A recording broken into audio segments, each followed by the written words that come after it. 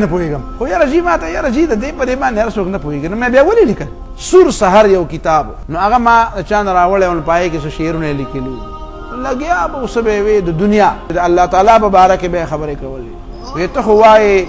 چې غفار یم مهربان یم خو ستا دا مینه د په څو کسو غټانو که غریب د لوږې مري تپوس یې نه کړې وایې څنګه ځان ته رب د بې کسانو چې زما د درد دارو ورپکې نه وي ملا جانه ستا دا غټ کتاب به څه کړم